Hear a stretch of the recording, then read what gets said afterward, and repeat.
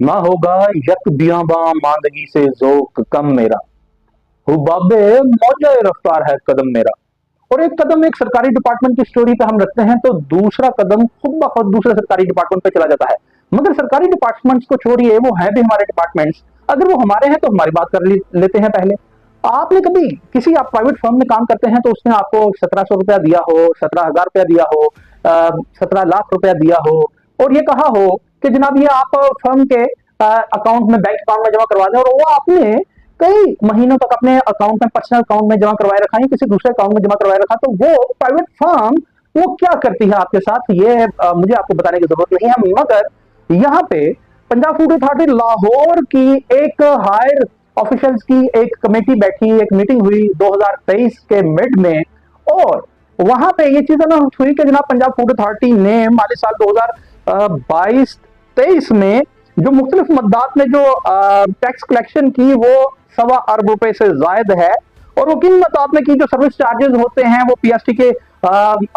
मद में वो at the rate of 16% license fee, labelling fee, lab test fee, training fee, और ये उन्होंने इकट्ठे किया, जबकि उसमें से 17 करोड़ रुपए से जायद की जो अमाउंट है, खतीर रकम है, वो जमा की गई पंजाब सेल टैक्स की मद में किन लोगों से, फूड बिजनेस ऑपरेटर्स से। मगर वो रिपोर्ट में 2023 के मिड में जो सामने आई और जिसको मुकम्मल किया गया 2024 जनवरी में, उस रिपोर्ट में ये चीज, वो जो हाई ऑफिशियल्स की कमेटी बैठी थी, ये चीज अनर्थ होती है कि ये 17 करोड़ रुपया जो फूड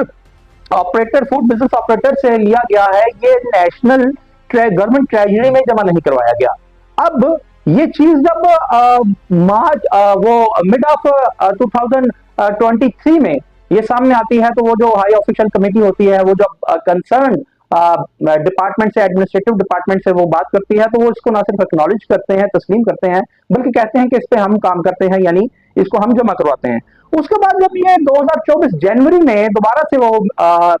हाई ऑफिशियल्स की एक मीटिंग बैठती है, तो उस रिपोर्ट के मुताबिक वो मजकूरा रकम 17 करोड़ से ज्यादा की खतीर रकम फिर भी गवर्नमेंट ट्रेजरी में जमा नहीं करवाई गई होती, और वहां पे ये कहा जाता है कि जनाब हम ये गवर्नमेंट ट्रेजरी में जमा करवा देंगे, और जो वो रिपोर्ट के मतन के मुताबिक है कि वो उनकी तरफ से जो डायरेक्टिव जारी होता है, वो कहते हैं कि ये फौरन गवर्नमेंट ट्रेजरी में जमा करवाई जाए। अब सवाल ये है कि जहां पे बहुत अच्छा काम किया पंजाब फूड अथॉरिटी ने फिस्कल ईयर 23 और 24 में के 1.25 अरब रुपए से जायद की रकम को करेक्ट किया, मगर दूसरी जानिब ये किस तरह मुमकिन हो गया कि जो किसी प्राइवेट फर्म में या प्राइवेट आदमी के साथ इस तरह नहीं हो सकता, अगर वो करे तो उसके साथ क्या होता है, वो फर्म मालिकान क्या करते हैं ये आप जानते हैं। मगर ऐसा क्यों है कि हमारे पब्लिक इंस्टीट्यूशंस में, सरकारी डिपार्टमेंट्स में ऐसे काम हो जाते हैं, वो 17 करोड़ रुपया वहां जमा नहीं करवाया गया, और रिपोर्ट के मुताबिक 2 जनवरी 2024 में ये कहा गया, डायरेक्टिव वो हाई ऑफिशियल्स कमेटी की तरफ से जारी किया गया कि वो फौरन जमा करवाया जाए। अब ये हमारी हमने 12 कोशिश की है कि पंजाब फूड अथॉरिटी के रिप्रेजेंटेटिव से हम बात कर लें, राब्ता हो जाए, मगर राब्ता कायम ना हो सका, और जैसे ही राब्ता कायम होगा उनका भी ऑफिशियल वर्जन हम आपको बताएंगे। मगर सवाल ये पैदा होता है कि अगर आज ये जो मई आ गया है 2025, अगर इसमें भी ये जमा करवा दी गई है 17 करोड़ रुपए से जायद की खतीर रकम गवर्नमेंट ट्रेजरी में, तो वो कौन से मुहर्रिकात हैं, वो कौन सी बिहाइंड द कर्टन वो जनाब तावीलात हैं या वो रीजन हैं कि ये क्यों जमा नहीं करवाया गया, जबकि सरकारी अफसर तो